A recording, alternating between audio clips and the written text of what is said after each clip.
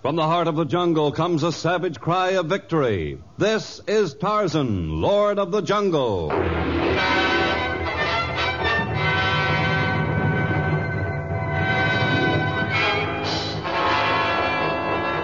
From the black core of dark Africa, land of enchantment, mystery, and violence, comes one of the most colorful figures of all time, transcribed from the immortal pen of Edgar Rice Burroughs. Tarzan, the bronzed white son of the jungle. And now, in the very words of Mr. Burroughs, the story of Tarzan's mistake.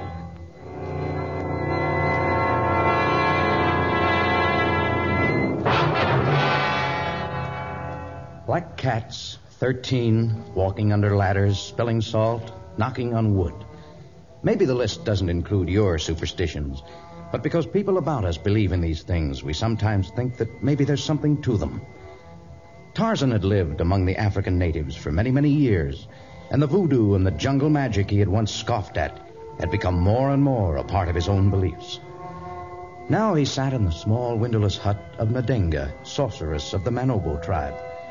Sitting cross-legged opposite the old woman, he watched her intently as she sprinkled secret powders into the kettle between them, began to sway rhythmically, and utter a magical incantation. What do you see in the kettle, Nadenga? Nadenga see nothing. But you must see something. I came hundreds of miles because you summoned me. You must see something there. You must tell me.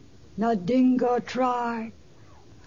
Into cauldron eagle's beak. Make the magic kettle speak.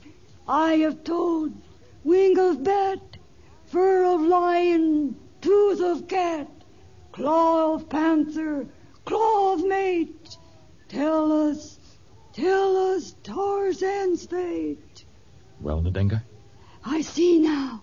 I see Tarzan and steam from magic cauldron. Yes? Jungle is no more. White men tear down trees, build roads, cross land with wagons that breathe fire. Railroads? White men kill blacks, destroy all in their path. Tarzan go live in white man's city. But I wouldn't do that. There's no other place. Jungle gone. Black men who Tarzan's friends dead. Now I see Tarzan sick. He pale, dying, cannot live in city. So he too go to the land of spirits. But is there nothing I can do to change this, Nadenga? Tarzan must stop white man from destroy jungle. White men come now near village Manobo people. Near here? Tarzan must stop Tarmangani from build iron road for wagons that breathe fire. Tarzan must destroy tools, supplies. White men must kill.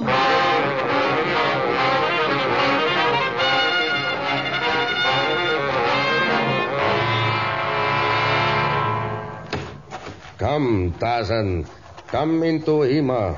Me, Lokimo, chief Manobo people. Thank you, Lokimo. Sit down. Eat meat with Lokimo. He Tarzan's friend. I have no wish to eat now. My mind is greatly troubled. You speak to Lokimo what in mind and heart. Lokimo know Tarzan since he young boy. Lokimo, have you seen any white men near here lately? Nady, oh. This morning, see white men few miles village. But I came here only this morning. I didn't see them. You come from Punya village? Yes. Then you come from north. White men south our village, near Yukanya mountain. Lokimo see only this morning. They make camp there. Did you tell Nadenga about seeing them? Only Lokimo know. Not tell anyone yet. But Nadenga knew all about their coming. Nadenga, great sorceress, know all. She says they intend to build a railroad near here. Not know. But these Tamangani, these white men make big camp. Start build huts, stables for iron animals with great shields. Those with great teeth and those that crawl like Gimla, the crocodile. You mean bulldozers, steam shovels, and tractors? Well, I won't let them destroy my jungle, kill my friends, and drive me from my home. Hey, what we do? We must smash their equipment, destroy their supplies, frighten them so badly they will never want to return here. We must drive them from our jungle.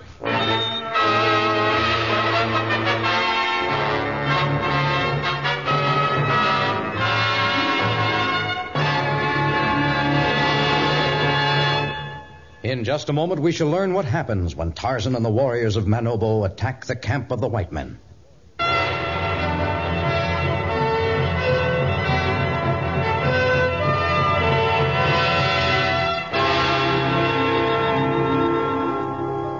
At the foot of the towering Ukanya Mountain, the camp of the white men had begun to form a well-organized pattern. They had arrived only this morning, but already much had been accomplished. Exhausted, most of the expedition had retired for the night, but in the tiny field office, 2 men studied blueprints by the flickering light of an oil lamp. Can you turn the wick up a trifle more, Whitehead? There are a few things I'd like to recheck here. If you'll pardon my saying it, Mr. Halliday, I think it's time we turned in. We've all had a rough day. Yes, I know, but I can't help worrying about the way we're going at this. Don't you honestly believe we'd been better off starting to lay tracks from Lagos and then... Don't you trust my judgment? Oh, well, yes. Yes, of course I do, Whitehead. According to your references, you're one of the finest engineers in the country, but I still think we're making things tough for ourselves. Now, here, look. This mountain, for example. Mr. Halliday, I've been over surveys of every inch of ground between the tin mines and Lagos. And if we're going to build a railroad between the two, there's no way of avoiding that mountain. Yes, but the costs of making the cut through the mountain will be fantastic. If we run into rock deposits, it'll break me. I'm willing to bank on my knowledge of geology, Mr. Halliday. The mountain's free of rock deposits except for some shaly sandstone that we can cut through like butter. Well, I hope you're right, but I'd still feel a lot happier if we didn't have to start with the cut. It's our toughest problem, I admit that. But I like to take the toughest hurdles first. You won't be sorry you took my advice. Well, I'm banking heavily on you, Whitehead. My original plans What's that? Oh, I don't know. Well, let's get outside. Hurry. Something's sure causing a devil of a racket. I can't imagine what's going on. Oh, no. Look. Savages. Hundreds of them.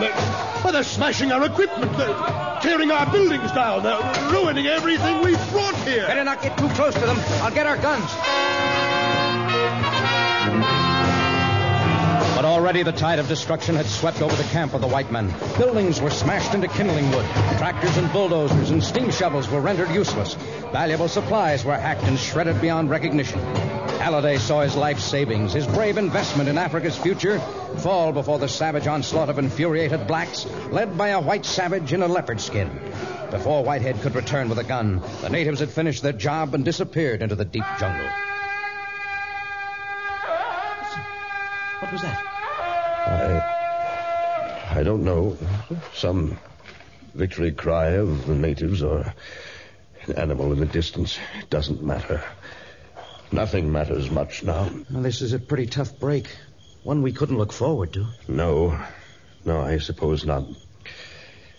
I feel badly for your sake as well as my own, Whitehead. And I may not be able to live up to that contract I made for your services. Oh, forget about it, Mr. Halliday. I won't try to hold you to the contract. Oh, thank you.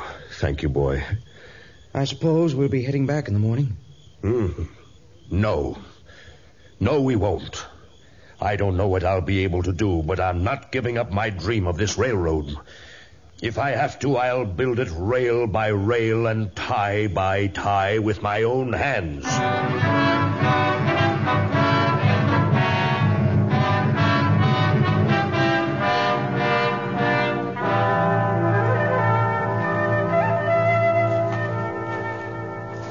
What do you see in your magic kettle now, Nadenga?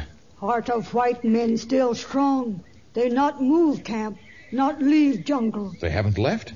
Well, I thought surely that after we ruined their equipment, they would flee as fast as they could. White men still won't destroy jungle, drive black men from home. Well, they won't do it. If what we've done hasn't made them decide to leave our jungle, we shall take other measures. What Tarzan do? I don't know yet, but I'll make a plan. I'll leave you, Nanadenga. I would have words with Lokimo, chief of the Manobo tribe. May spirit smile upon you, Tarzan, lord of jungle. May the spirit smile upon you, Nadenga, mighty sorceress. Lokimo! Jumbo, Tarzan, Jumbo. I was just coming to your Hema. Have your scouts returned from the Ukanya land yet? Returned just now. They tell that white men not leave their camp. Nadenga seemed to know that even before your messengers arrived here. She told me they hadn't left. Nadenga know all. What we do now, Tarzan? We shall wait until the full moon, which is but a few days off. Then, with the moonlight shining down upon the camp, we shall smash what is left of their equipment. We shall let them see our war masks and our arrows. And we shall brandish our knives and make war signs with our spears. It will be their last warning.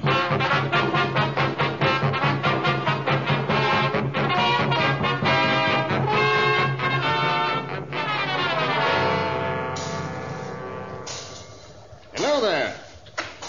You're Mr. Halliday? Yes, I'm Halliday. Well, I'm Captain Lawrence of the Governmental Police. Oh. I came here just as soon as your runner reached town. Well, thank you, Captain Lawrence. Meet Mr. Whitehead, our chief engineer. Oh, I'm delighted to know you, Mr. Whitehead. By the sound of things, you haven't given up your construction work yet. No. Things weren't quite as bad as we thought at first. Oh, we had to send to Lagos for a great many replacement parts and repair materials, and I was forced to send a letter back to the bank asking for additional financing. But without further setbacks, we still have a chance of building our railroad. Well, I certainly wish you luck. And I'll try to find out something about the attack made on you. Did you see any of the natives closely? No. We were some distance from them, you see. You couldn't describe any of their native tattooing, then? Their tribal marks? I'm afraid that's a blind trail, Captain Lawrence. We couldn't possibly identify any of them. All we can do is to repair our equipment, pray they won't attack again, and get to work. Now, wait. There might be one clue, Captain Lawrence. Yes? Their leader was a white man. A white man? Well, that might explain a good deal.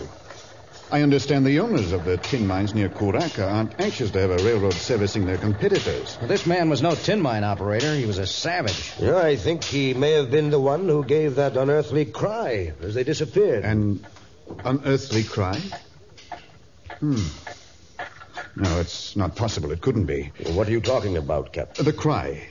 Did it sound like the victory cry of the bull ape? Well, I've never heard a bull ape, but I rather imagine an ape might sound like that.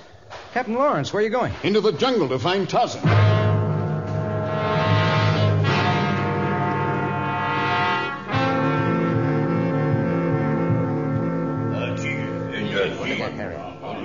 Move quick, white man. I'm coming to your council fire with you. There's no need to push me. Manobo people, not like white men who sneak into our village. I didn't sneak in. I walked right up to your sentry and asked him plainly whether he had seen Tarzan. It is important that I find him. Why do you want to see me, Captain Lawrence? Tarzan, it's good to see you again. I leave, Tarzan. Not want talk with white man. I shall join you in a moment. What do you want, Captain Lawrence? Well, that's not a very enthusiastic welcome for an old friend. Your lack of courtesy could be a shield to hide a guilty conscience. Why should I have a guilty conscience? 2 nights ago, a savage attack was made upon the camp of a Mr. Halliday. It was an unwarranted attack that caused considerable damage. And it was led by a white man. The white man could have been you. It could have been. Tarzan, what's happened to you? You've always been against unreasonable attacks, wasteful destruction of materials, injuries to a great and noble cause. A great cause? Do you think that tearing down the jungle to build cities where crime will flourish is a great cause? That depriving my black brothers of their homes is noble? Listen to me, Tarzan. Listen carefully. Charles Halliday is a friend to the black men, and he has invested every cent he has to build a railroad for their help. What do you mean? For many years, the owners of the tin mines near Curaca have had a virtual monopoly. They've dictated the poor wages paid the miners. They've set the price to be paid at Lagos. And they've established the unbearable working conditions under which the blacks have long suffered. I know that well. But Halliday, because he is a great man, has hired engineers and has bought expensive equipment to run a railroad to other mines. Once the line goes through, if you permit it to go through, all of that will be changed. Is it possible? It's more than possible. It's a fact. When or if tin is delivered quickly to Lagos from these new mines, the mine owners of Curaca will no longer be able to pay starvation wages. They shall have to build clean houses for their workers, and they shall have to sell their product at a fair price. The future of Africa itself has been threatened by your savage attack on Halliday's camp. I have been away from civilization too long, Captain Lawrence. I've been swayed by the superstitions and the fears of the natives. I have made a mistake. You have made no mistake, Tarzan. Who's this? She's Nadenga, sorceress of the Manobo people. The one who influenced me to make the horrible mistake for which I must make amends at once. Good. I knew I could count on you, Tarzan. Tarzan not make mistake. Words of Nadenga are true. White man's camp must be destroyed.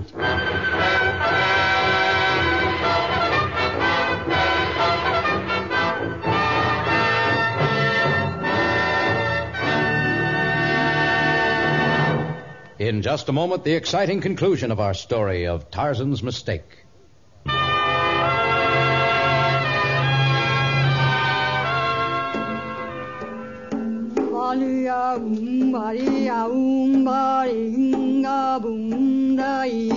Your curses and your threats will do no good, Nadenga. My mind is made up to help my white brothers. Men of Manobo not help. Yes, you've been successful in frightening them so they will not undo their wrong, but at least they've promised not to attack the camp again. That bad promise. The dingo's magic heart that talks say Manobo should attack. Your magic heart that talks? I've never heard of that device. See? His new magic tells Nadinga future. Look. Here. Oh, that isn't magic. It's a watch made by a white man. His magic heart. It is a small porcelain watch in the shape of a heart. Can't imagine where you got it, but I'm sure it's not magic. No, Captain Lawrence has opened my eyes, and I will not be misled again. Goodbye, Nadenga. Evil spirits haunt your sleep. Double trouble shall you reap. Poison be your meat and bread. Voodoo curses on your head.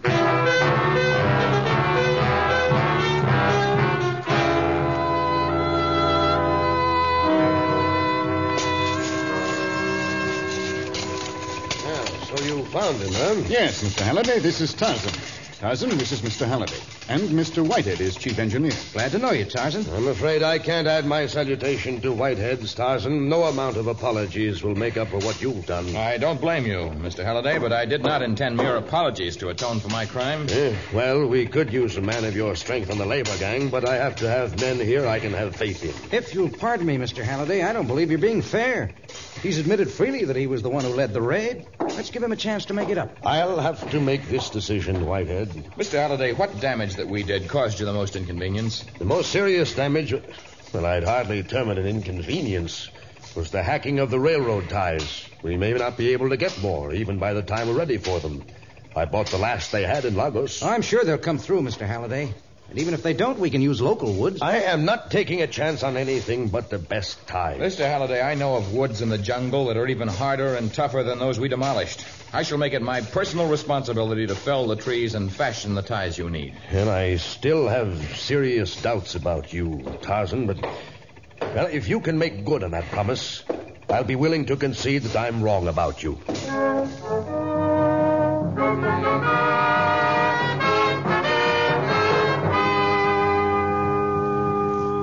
Well, Mr. Halliday, how did the work go today? Well, not too well, Captain Lawrence. We ran into granite deposits. Oh? Yes.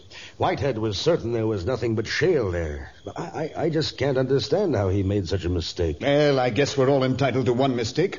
Even Tarzan, who's made few in his lifetime, made one when he led the attack against you. Yes, and you made one when you didn't arrest him after you'd found him. There's no sign of him or the railroad ties he's promised. What's that? Another attack! I was right in not trusting that white savage. Your stations, men! Your stations! Ready! Aim! Fire!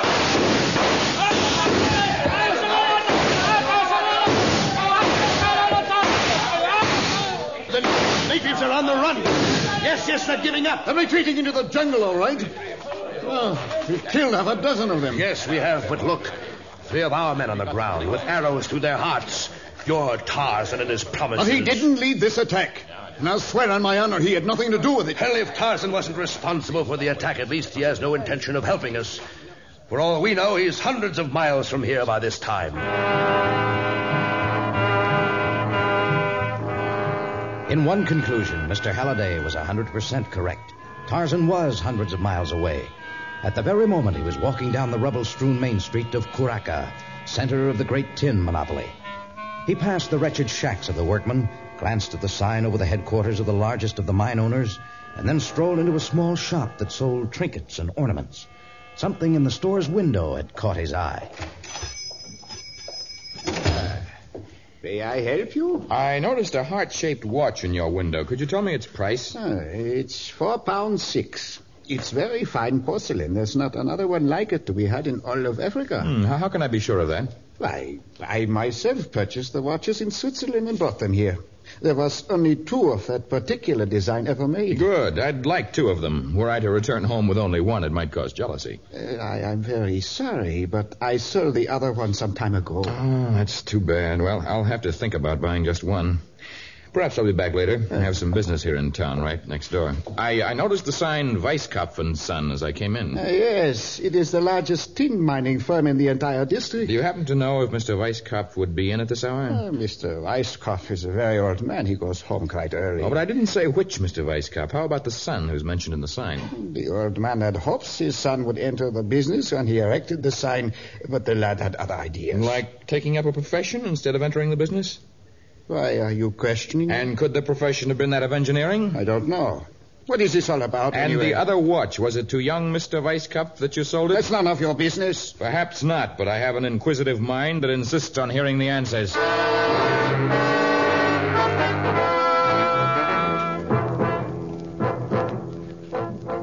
Well, Captain Lawrence, I guess you were wrong about Tarzan. But he couldn't have felled the trees and fashioned enough ties during 2 weeks. Perhaps in a few days... No, I'm sorry, Lawrence. But if Tarzan intended to keep his word, he would have brought some here by this time.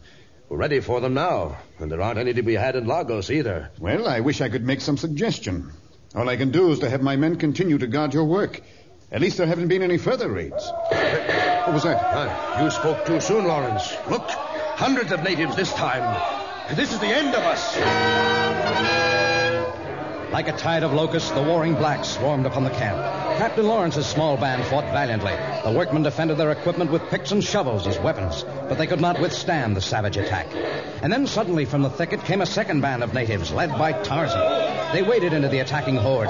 Caught between Tarzan's band and the men of Captain Lawrence, the attackers became confused and disheartened. Badly beaten within a matter of minutes, those who were left fled into the jungle depths. Tarzan, you saved us this time, but why are your men holding Whitehead? Let me go. You have no right to hold me prisoner. I'd like to know... Quiet, Mr. Whitehead, or I shall permit my men to kill you In now. the name of heaven, Tarzan, what's this all about? When I left here, I went to my friends of the Punya tribe. Together we began cutting down the trees and fashioning the railroad ties you needed, Mr. Halliday. Yes?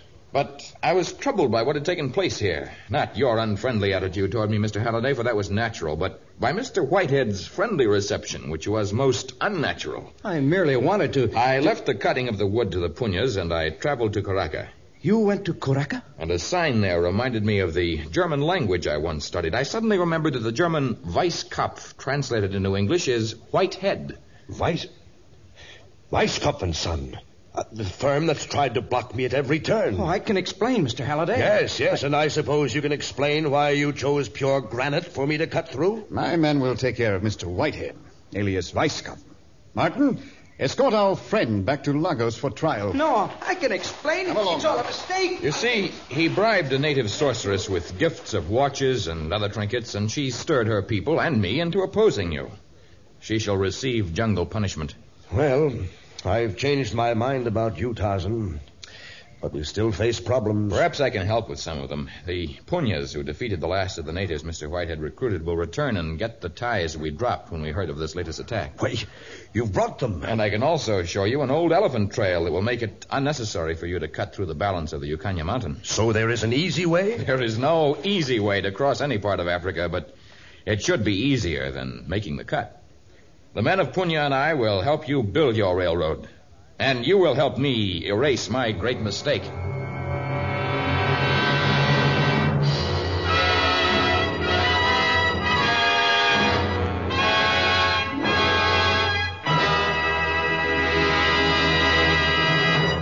In just a moment, a preview of our next exciting story of Tarzan.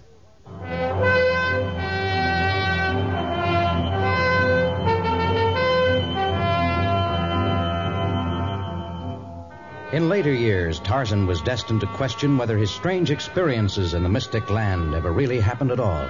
And yet at the time they occurred, they seemed real. The buildings and the people and the strange acting animals appeared as genuine as those of his own jungle.